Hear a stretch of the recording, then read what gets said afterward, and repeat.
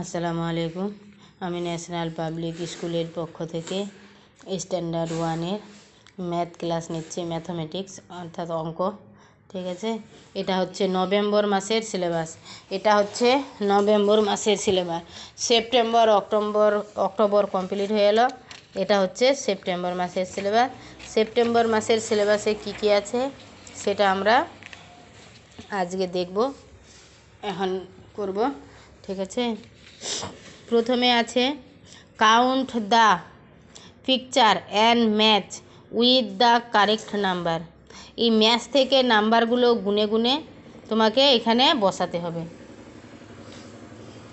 যেমন এইদিকে কয়েকটা ডগের চিহ্ন আছে, ঠিক আছে, আর এইদিকে কয়েকটা এরোপ্লেনের চিহ্ন আছে, তো গাড়ির মানে কারের চিহ্ন আছে, আর এদিকে একটা ডগের চিহ্ন আছে। এগুলো আমাকে কাউন্ট করতে হবে, অর্থাৎ গুনতে হবে। গুনে আমি তারপরে এখানে বসাবো। আগে যেহেতু এই দিক থেকে শুরু করছি প্রথমে, তাহলে প্রথমের বক্সটাতে এই দিককার সংখ্যাটা প্রথমেরটাতে বসাবো।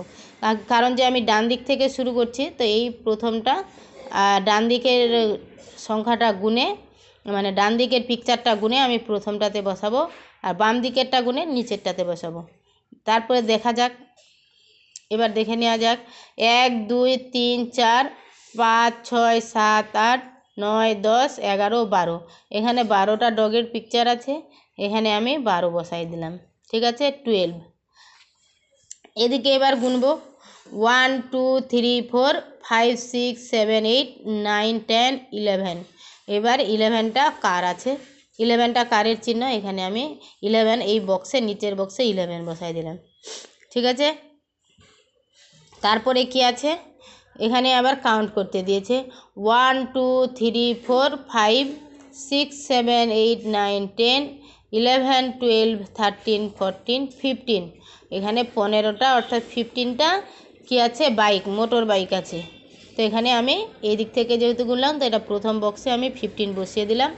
তারপরে এদিকে আমি গুনবো বল 1 2 3 4 5 6 7 8 9 10 11 12 13 14 15। তো দুটোই যেহেতু সমান সমান হয়ে যাচ্ছে, কম বেশি হবে কিন্তু, তার জন্য আমি এখানে একটা বল আট করে দিয়েছি। ঠিক আছে, বল এখানে আর একটা বেশি করে লিখে দিয়েছি, এখানে হবে 16। দুইটা বক্সে সমান হবে না, হয় কম নাহলে বেশি হবে। ঠিক আছে, তো এখানে যেহেতু 15 আমি লিখে দিয়েছি, তো এখানে হবে 16। একটা আরও বল এখানে আট করে দিয়ে এখানে হবে 16 অর্থাৎ 16। তারপরে এটাতে আছে 1 2 3 4 5 6 7 8 9 10 11 12 13। এখানে কটা মেন আছে, কটা মানুষ আছে, 13। 13টা উপরে বসিয়ে দিলাম। এদিকে আবার গুনলাম টমেটো, কটা টমেটো আছে, 1 2 3 4 5 6 7 8 9 10 11 12 13 14। 14টা টমেটো আছে, অর্থাৎ 14টা। এই তার নিচের বক্সে আমি 14 বসিয়ে দিলাম। ঠিক আছে, তারপরে এবারে আছে tick the smaller number in the following pairs.